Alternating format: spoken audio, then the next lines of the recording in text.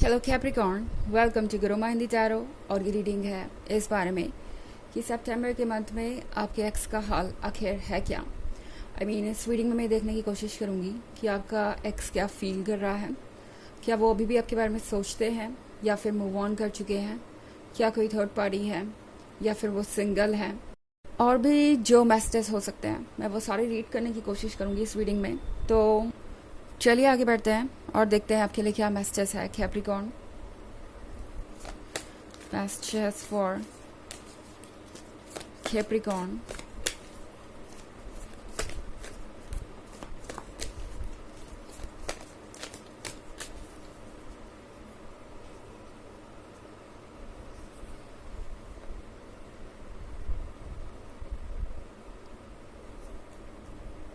The Hermit,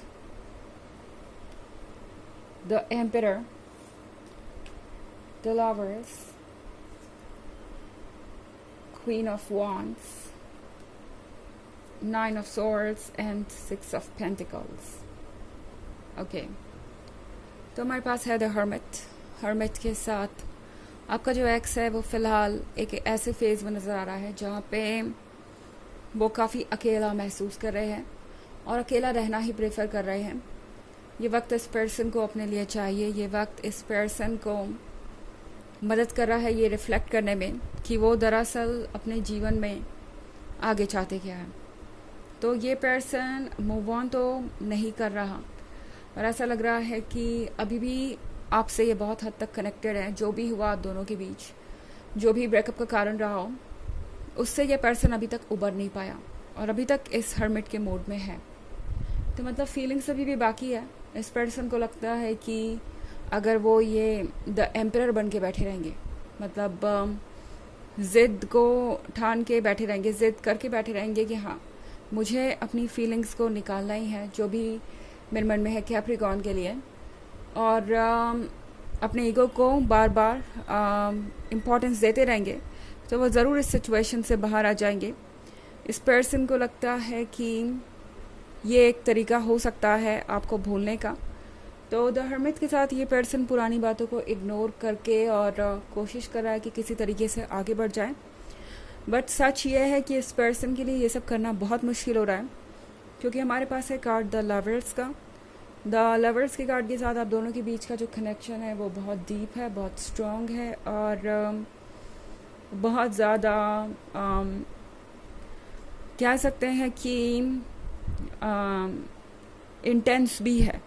यहाँ पे जो भी इनकी फीलिंग्स है उससे लड़ना इनके बस का नहीं है। इनफैक्ट अब जब से आप उनसे दूर हुए हैं तब से आप उन्हें क्वीन ऑफ वॉन्ड्स की तरह नज़र आ रहे हैं।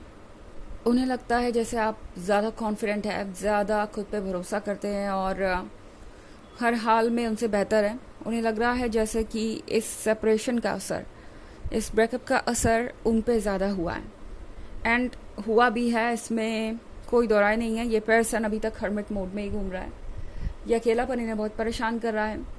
दूसरी तरफ नाइन ऑफ सॉर्ड्स भी है। नाइन ऑफ सॉर्ड्स थोड़ा और ज़्यादा इंटेंस और कॉम्प्लिकेटेड हो जाता है क्योंकि यहाँ पे इस पर्सन को कोई भी सपोर्ट नहीं कर रहा। ऐसा कोई भी नहीं है जो इनके दर्द और परेशानियों को समझे।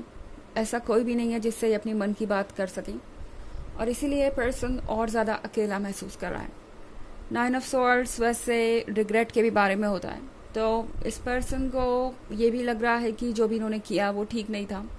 सब कुछ बहुत जल्दबाजी में हुआ है और उन्होंने बहुत आसानी से ये सोच लिया कि वो मूव ऑन कर जाएंगे। इस पर्सन को लग रहा था कि फीलिंग्स ही तो है, वक्त के साथ फेड हो जाएंगी, ओवर हो जाएंगी, इसमें कितनी ज़्यादा तकलीफ़ हो सकती है। मगर अब इस पर्सन को समझ में आ रहा है कि ये जो तकलीफ़ है वो वाकई में बहुत ज़्यादा डिवास्टेटिंग हो सकती है, बहुत ज़्यादा प्रॉब्लमेटिक और पेनफुल हो सकती है। इस पर्सन को समझ में आ रहा है कि मानसिक तौर पे स्ट्रगल करना क्या होता है और पहले इस पर्सन के लिए इन चीज़ों की इम्पोर्टेंस नहीं थी, पर अब इस सिचुएशन से गुजर के इस पर्सन को समझ में आ रहा है कि कितना ज़रूरी है एक पर्सन के लिए इमोशनली हेल्दी रहना। और सिक्स ऑफ पेंटिकल्स के साथ इस वक्त तो इस पर्सन को ऐसा लग रहा है जैसे कि उन्हें आपके पास वापस जाना चाहिए, उन्हें आपसे रिक्वेस्ट करनी चाहिए वापस आने के लिए।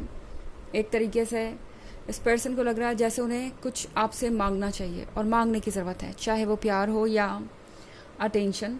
इस पर्सन को लगता है कि सिर्फ आप ही उन्हें इस तरह के मानसिक तनाव से बाहर निकाल सकते हैं, सिर्फ आप ही उन्हें इस तरह की सिचुएशन से बचा सकते हैं, उन्हें खुद के ईगो से, उन्हें खुद के फ्रस्ट्रेशन से, उन्हें खुद के गुस्से से।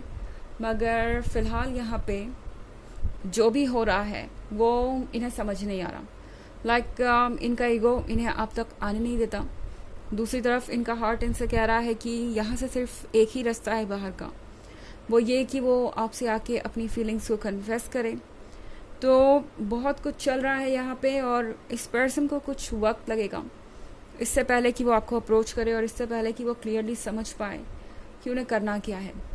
हालांकि ये एक जनरल रीडिंग है और ये सबसे रेजोनेट नहीं करेगी। एनर्जी रिवर्स हो सकती है अगर आप क्रॉस वॉचर हैं।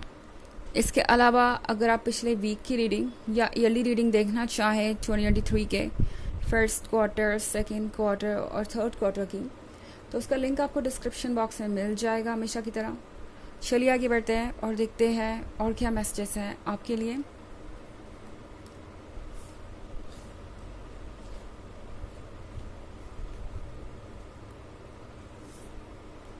Six of Cups, Death, Two of Wands and Ten of Swords. Okay. तो हमारे पास है Six of Pentacles एंड उसके बाद है Six of Cups। तो इस पर्सन को याद आ रहा है कि आपने किस तरीके से उनका सपोर्ट किया था जब उन्हें चाहिए था। उन्हें याद आ रहा है कि आपने किस तरीके से जिस हद तक हो सकता है जाकर भी उन्हें स्पेशल फील कराया। सिक्स ऑफ कप्स है एक लॉन्ग टर्म रिलेशनशिप के बारे में। हालांकि ज़रूरी नहीं कि एक अच्छा रिलेशनशिप वक्त के ही साथ बिल्ड हो। कभी कभी जब आप बहुत ज़्यादा क्लोज होते हैं एनर्जी फ्रिक्वेंसी पे या जब भी आप अपने सोल मेट से मिलते हैं तो चीज़ें बहुत कम समय में भी बहुत स्ट्रांग हो जाती है। तो वैसा भी कनेक्शन आपका हो सकता है। खैर जो भी ये सिचुएशन है सिक्स ऑफ कप्स वाली आपके केस में, ये पर्सन याद कर रहा है पुराने मोमेंट्स को। ये पर्सन याद कर रहा है उस समय को जब आप दोनों एक साथ वक्त बिताया करते थे। डेथ के कार्ड के साथ इस पर्सन को ये रियलाइज़ हो रहा है कि उनसे एक मिस्टेक हुई है। इस मिस्टेक को शायद वो ठीक ना कर पाए। उन्हें ऐसा लगता है कि ये एक ऐसा लॉस है जिसकी भरपाई वो कभी नहीं कर सकते। इस पर्सन को लगता है कि रिकन्सिलिएशन अब पॉसिबल नहीं है और अगर वो रिकन्सिलिएशन करते भी हैं तो भी ये रिलेशनशिप पहले जैसा नहीं हो जाएगा, मतलब पहले जैसा नहीं रह जाएगा। और इस पर्सन को इस वक्त अपने मानसिक तनाव से डील करने में बहुत दिक्कत हो रही है और इसीलिए ये हर तरीके के थॉट्स के बारे में सोच रहे हैं, नेगेटिव थॉट्स और वो सारी चीज़ें जो कॉम्प्लिकेटेड बना रही है इस सिचुएशन को। टू ऑफ वॉन्ड्स के साथ ये जो रास्ता है ये बहुत लंबा है। ओके, इस पर्सन को लगता है जैसे कि ये एक अनएंडिंग रास्ता है और ये रास्ता कहीं ख़त्म नहीं होता, ये जर्नी कहीं ख़त्म ही नहीं होगी, बस आप दोनों चलते जाएंगे और कुछ बदलेगा नहीं। ये पर्सन एक तरीके से बहुत नेगेटिव और डिसहार्टेंड हो गया है। टेन ऑफ स्वॉर्ड्स के साथ बहुत सारी सिचुएशन इस वक्त इनके अगेंस्ट में है। मतलब सिर्फ इस रिलेशनशिप की बात नहीं कर रही मैं।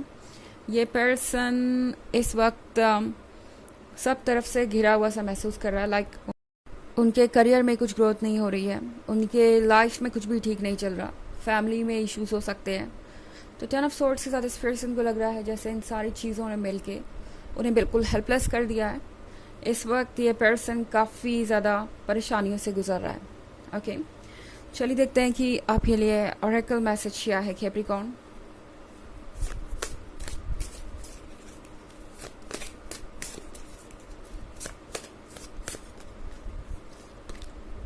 School.